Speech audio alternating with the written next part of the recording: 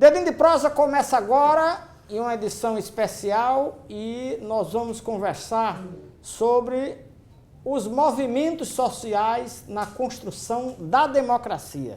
Para discutir esse tema, estão aqui conosco os jornalistas João Costa e Dalmo Oliveira. Eu queria primeiro que você, Dalmo, explicasse, desse uma noção ao telespectador do que são os movimentos sociais. Então, Wellington, obrigado pelo convite. Os movimentos sociais, na verdade, são organizações da sociedade, da população, movimentos organizados do ponto de vista cartorial ou não, tá certo? Que, de uma certa forma, representam segmentos da sociedade. A ideia é que esses movimentos possam estar contribuindo ou fazendo a voz de determinada parcela da sociedade. Basicamente é isso. Há um conceito, é muito comum a gente ouvir, sobre, por exemplo, sobre os sem terras, o seguinte comentário: é um magote de vagabundo que não faz nada, o PT está no governo há 13 anos e não deu terra para esse povo. Quando você escuta um comentário desse jeito, qual é o seu sentimento e o que você diria a essas pessoas? Olha, em relação especificamente ao MST, né, quem faz esse tipo de comentário certamente não tem ninguém na família que trabalhou um dia com a agricultura, principalmente com a agricultura familiar.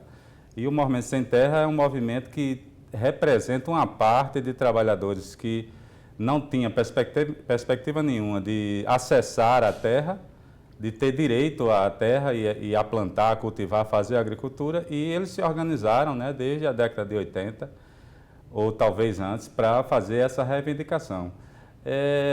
Eu acho que essa imagem de vagabundo, de baderneiro e coisa e tal, foi muito, ao longo do tempo foi sendo construída justamente pelo outro lado dos interessados na questão agrária, principalmente os donos de terra, os latifundiários. Mas é um dos movimentos mais organizados atualmente no Brasil e que tem estratégias, vamos dizer assim, de reivindicação que acabam incomodando vários setores da sociedade. Eu acho que por isso também tem essa animosidade muito grande com os companheiros do MST. João Costa, e você? O que é que sente quando o cara diz: rapaz, isso é um magote de vagabundo, não tem o que fazer, fica criando problema no trânsito, trazendo transtorno? Obrigado, Wellington, por este novo convite, mas é preciso, quando se trata de movimentos sociais, no caso do campo, é preciso fazer a trajetória da luta camponesa, que é uma palavra em desuso, camponês. Começa onde? Nas ligas camponesas, que evoluíram para sindicatos rurais. Aí eu pergunto para a sociedade: os sindicatos de trabalhadores rurais ou sindicatos em geral, hoje, representam a demanda desses trabalhadores? Ou viraram apêndice do Estado, são pelegos na luta desses segmentos? Então, o que é o MST? O MST congrega uma coisa chamada, que pouca gente conhece, chamada o lumpen do proletariado, o lumpen do campesinato, né? E é mais fácil quem está na zona urbana, dentro do seu carro, com ar-condicionado, criminalizar aquele que não tem terra para plantar, porque fica também fácil criminalizar o MST, porque é assim: as ligas camponesas não conseguiram a reforma agrária, os sindicatos rurais também não, o MST estagnou. Hoje apresenta outras demandas num governo que está chegando ao fim, que passou uma década no poder e não distribuiu terras.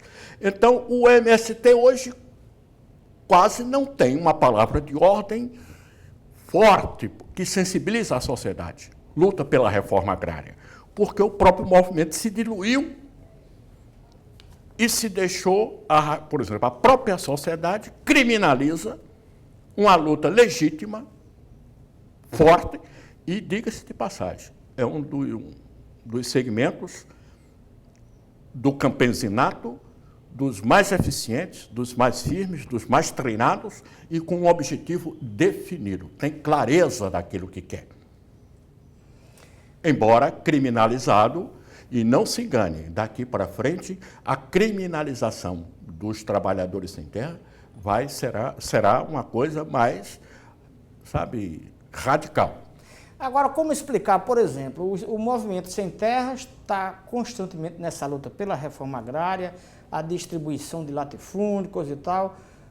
O projeto do PT tem 13 anos, esse pessoal ainda continua lutando pelas terras e apoia um governo que, em tese, não lhe deu terra. Como é que se explica? Como é que vocês... Que leitura vocês fazem dessa constatação?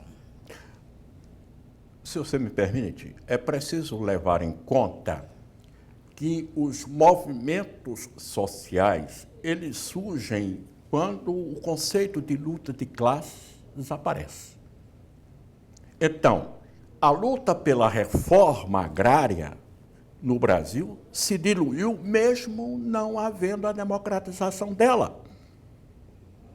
Então, o movimento fica estagnado porque não há um objetivo imediato alcançado. Não há distribuição de terra de fato. Por exemplo, agora mesmo, recentemente, uma semana atrás, o governo do Estado,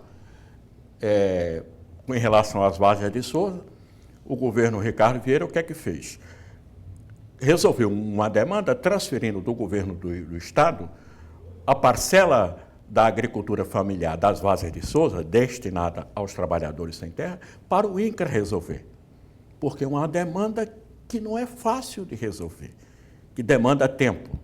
Por isso o movimento se dilui, você entende? Perde o objeto, que é a luta pela terra. Às vezes perde. Por isso que o trabalhador urbano, a classe média urbana, não enxerga no MST uma luta legítima, embora ela seja mais do que legítima. E Dalmo, qual é a sua opinião sobre essa colocação que eu fiz? Durante todo o tempo que passou no governo, o projeto do PT não distribuiu terra, se distribuiu não em quantidade suficiente, tanto é que o MST está aí. E mesmo assim, o MST apoia este projeto. Wellington, eu acho o seguinte, eu queria antes comentar um pouco a questão anterior. Eu acho que nas últimas décadas aqui no Brasil houve uma urbanização do campo. Então isso, de uma certa forma, esvaziou, como o João falou, esvaziou um pouco a pauta, certo, das pessoas que viviam no campo, viviam da agricultura e passaram a ocupar e viver de forma precária nas periferias das grandes cidades.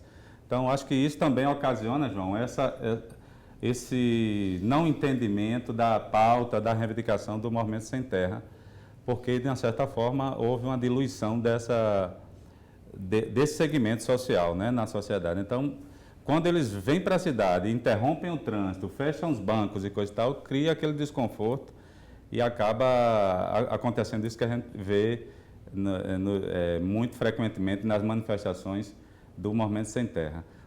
A questão da relação do governo com o governo, eu acho sinceramente que toda vez que o movimento social, João, ele se institucionaliza através do partido e do governo, do poder executivo, existe uma certa burocratização do movimento social. Você vê que tinha muita gente do movimento que entrou no governo Lula, depois entrou agora no governo Dilma, gente que está no INCRA, gente que tem cargos de confiança e de mando na questão da reforma agrária, mas não conseguem resolver por conta primeiro da burocratização. Eu acho que a lei de reforma agrária também é insuficiente para resolver a questão brasileira.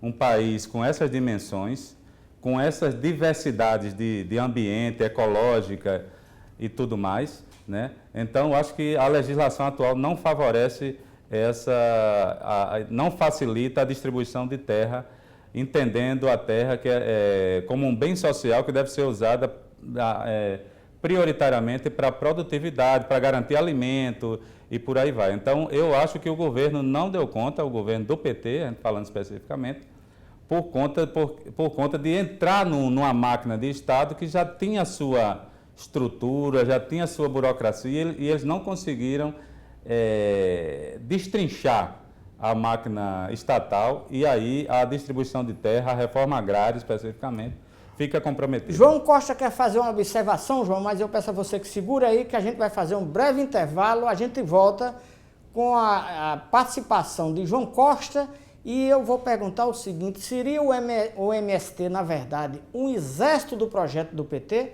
Dedinho de Prosa volta já já com essas respostas.